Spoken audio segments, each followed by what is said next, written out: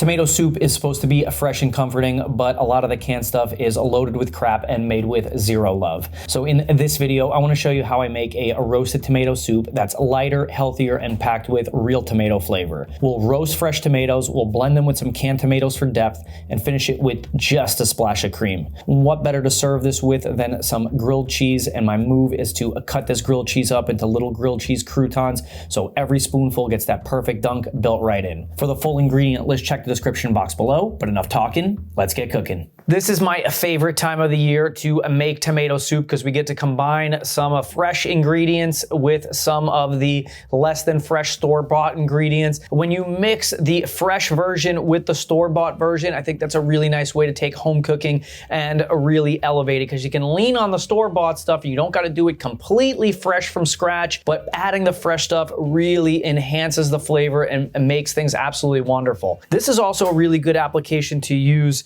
these overripe tomatoes. You can see how this tomato is starting to get a little wrinkly. Maybe not great for a salad, but if we take these, we throw them inside a soup, they are going to be absolutely delicious.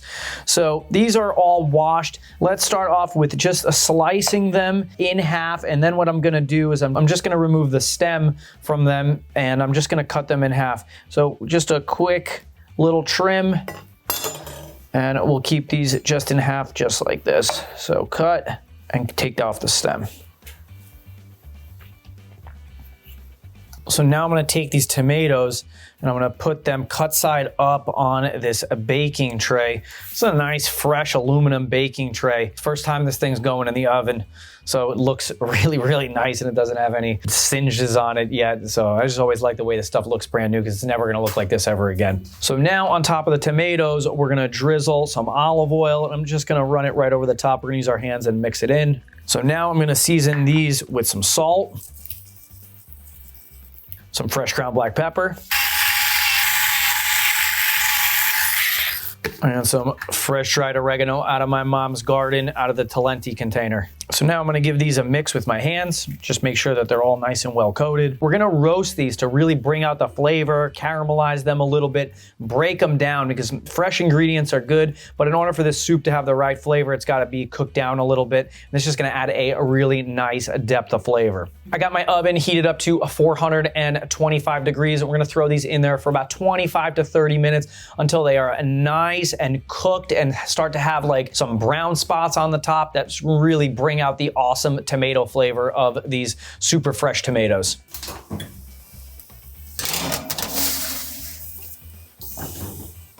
While those tomatoes are roasting in the oven, we only need to prep two other things. We're gonna mince up some garlic, and we're gonna put a dice on this onion. And we don't have to be super exact with everything, because we're gonna blend this soup, so the cut that we put on things doesn't have to be so precise. And that's like one of the benefits of making like a blended soup, is like you can work pretty fast and you don't have to be super exact, and it's not gonna affect the final product. So that's all we had to do. Rough dice on the onion, rough chop on the garlic. Now we're gonna wait for our tomatoes to finish roasting, then we're gonna head over to the stove and start cooking the soup. So we're gonna cook everything inside this large sauce pot. Once it's all cooked, we're gonna finish it inside a blender. Could use an immersion blender in here, but I think this soup works a little bit better if I do it inside the blender. It gets a nice, smooth consistency. So let's get this pot heated up over a medium heat. We don't have to put any like browning on anything, so you can start with a cold pot. You can just add a little bit of olive oil to the bottom, and then in go our onions into the cold pot with the oil. We don't want any browning on these onions. We just want to soften them up, let them start to tenderize, release their liquid, and that's going to be best for the soup, not caramelized. So while our onions are starting to cook, let me show you some of the tomato products that we're going to use. So here I got some crushed tomatoes. This is going to add a really nice body and a really nice consistency to the tomato soup. In addition to that, we're also going to use the passata, and the passata is a cooked and strained tomato. This is going to help the soup get nice and silky, so it's going to add a really good texture element. So I find that a combination of the fresh tomatoes that we got in the oven that we're roasting, the passata, and the crushed tomatoes are the best blend of tomatoes. And you could probably do the soup with just one of them. You know, I could do it just the roasted tomatoes. I could do the whole soup with this, or I could do the whole soup with that. I find that the best tomato soup is the combination of the three. And while you're cooking the onions, if you start to notice they're browning a little bit, just turn down the heat because again, we want to soften them without browning them. So once these onions have gotten a little translucent, we're gonna add our garlic and cook that until it becomes fragrant. This is also a nice time to season with a little salt. Try not to season your food all at the same time at the end. It's best to season a little bit along the way, and then if you gotta add a little bit more at the end, you can add a little bit more. Remember, garlic has a tendency to burn, so it doesn't need to cook for very long. Just a minute or two, and you could smell once the garlic has started to cook. But definitely keep an eye on the garlic that you don't burn the garlic. Burnt garlic has like a bitter flavor, and once you burn the garlic and you got that bitter flavor in there, it's really distinct and it's hard to not miss it. So once we start to smell that garlic, let's add our canned tomatoes. So first we're gonna add the can of crushed tomatoes. So don't throw out the can. We're gonna add some broth in just a second, and I use the broth to like clean the can out, so make sure we're getting everything out of there. So now we're gonna add the passata in there. We're gonna add the whole jar. So now we're gonna add some low sodium chicken broth, but just like I said, we're gonna take this and we're gonna clean up both of these. So a little broth inside of there, give that a shake. One clean, a little broth inside our tomato can. That's now much cleaner too. And we're gonna add about 2 cups of broth. So this thing's about 4 cups, maybe just a little bit more in there. Remember, you can always add more. If you have to take it out, you can always just reduce it. Now from there, for sweetness, I'm gonna add just a little bit of honey. You can also use sugar, but I like to add something sweet to balance out all the acidity of the tomatoes. Now for another fresh ingredient, I'm gonna add some of this fresh thyme. I got this right out of my garden, one of the benefits of keeping a little herb garden. And we're gonna keep the stems out because I don't wanna have to pick them out later. So I'm just gonna take some of the leaves and I'm just gonna pull them right off and just put them right into the soup. And I'm really trying to pay attention to make sure that I don't put the stems in because I don't wanna have to fish them out. And if these go in there and then we blend them, these woody stems do not taste good once they're blended. And if you don't have fresh, you can always use dried. A little fresh ground black pepper.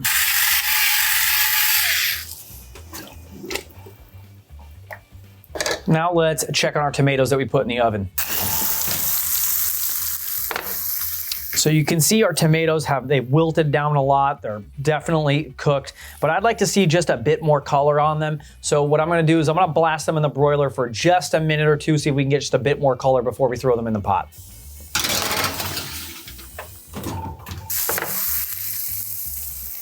That's much better. You can see not only we got a little color on the top, but if I flip one of these over, we got that nice caramelization on the bottom. And that was a flavor that wasn't there before, but it's gonna really give this tomato soup a lot of depth and a lot of big flavor that you ain't getting out of that Campbell soup can. So now, without making a big mess, I'm gonna drop these in there. I'm not gonna just plop them in there because then I'm gonna get tomato soup in my face.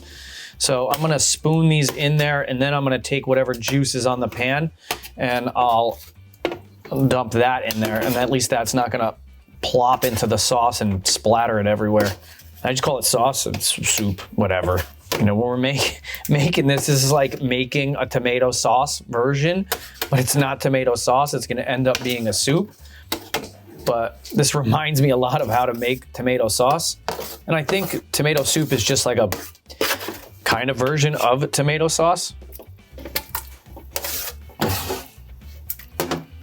I'm gonna try to scrape up as much as I can of this stuff because this is just a lot of awesome flavor that needs to make it into this soup.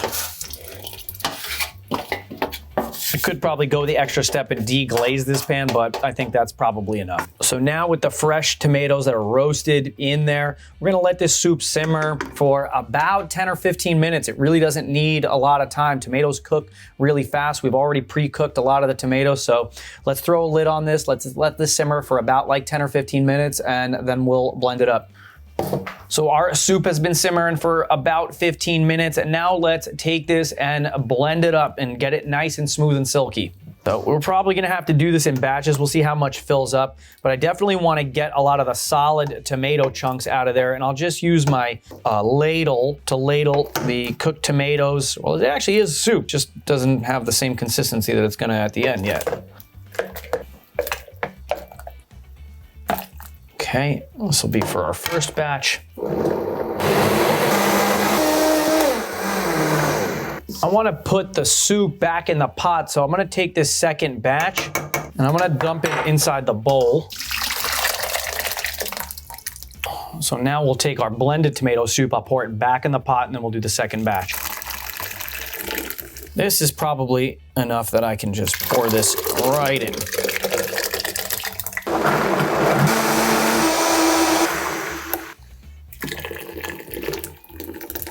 So now to finish this soup, and this is an optional step because sometimes I leave it in, but I find that if I don't put it in, people go, this soup tastes good, but it would probably taste a little bit better if you added a little bit of cream. So here I'm gonna add some half and half. I go with the half and half just because it's a little lighter on the calories, and that's just generally like I like to eat, but you can totally use full fat, heavy whipping cream if that's what you wanna use. And we don't need a lot, maybe just a half a cup. We'll give that a mix.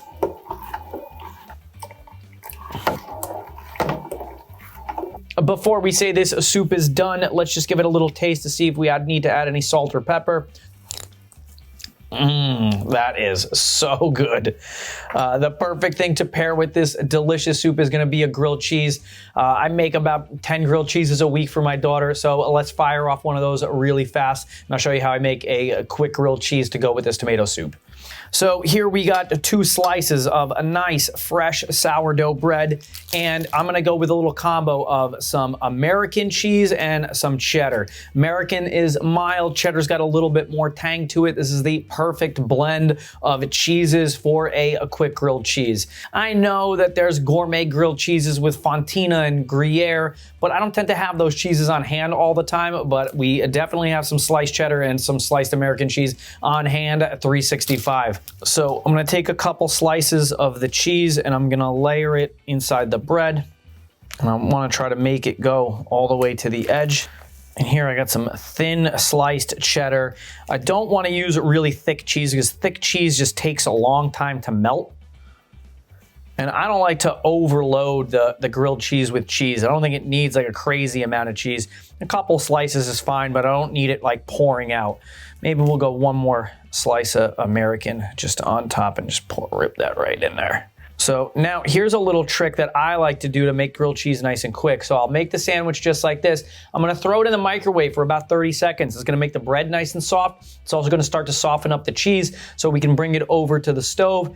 I can crisp up both sides, and I know the cheese in the inside is gonna be melted. You can see that after like 30 seconds, that it's not done, but like the cheese has already started to melt. So when we throw it inside the pan, that the cheese is gonna melt on the inside. We don't have to over crisp the outside of the sandwich, and we know that the cheese on the inside is gonna be melted, because grilled cheese without the inside melted, that's not really grilled cheese. That's where you miss the mark. So I'm gonna heat this pan up over a medium-ish high heat, and I'm gonna add a little bit of olive oil to the pan. And to the hot pan with the olive oil, we're gonna add a little butter. I do this combo of like butter and olive oil, so the olive oil prevents the butter from burning.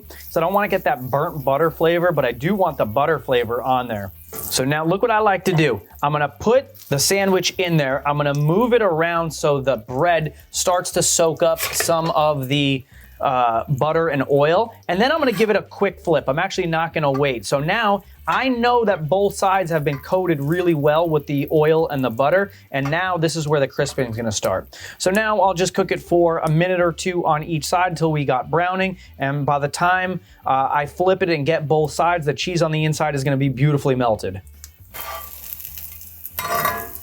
And you can see that there's not much oil in the pan anymore because the bread soaked it all up.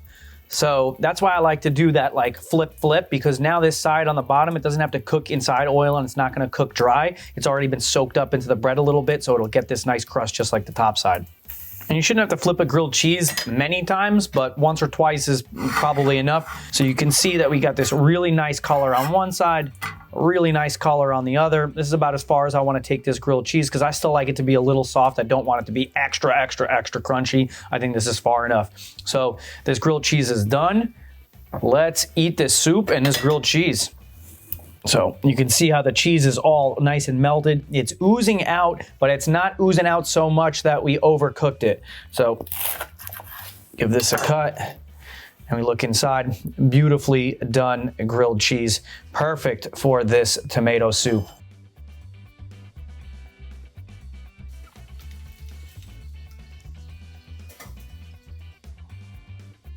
One thing I like to do is cut up a little bit of basil. I'm gonna cut it up really fine and just sprinkle it on top. And if this doesn't turn this tomato soup into tomato sauce, I don't know what does.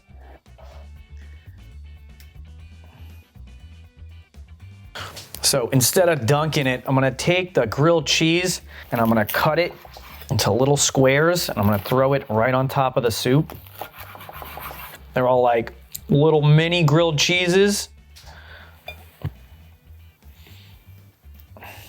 Now, this is a premier way to eat this soup. So let's see if we can get everything on one bite. So we got our soup, our grilled cheese in there.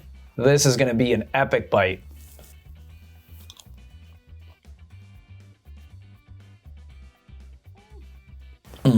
This is absolutely fantastic. Campbell's, you had a right idea, but it don't taste like this. Oh my God, especially with the little grilled cheeses in there. You could totally dunk it. I just think this is a better way to eat it. And then it eats like a soup. You're not dipping a sandwich inside soup and then eating the soup alongside of it. I'll eat as much of the grilled cheese as I can and then I'll eat the rest of it as soup, but this is fantastic. You can taste all the different layers of the tomatoes that we put in there.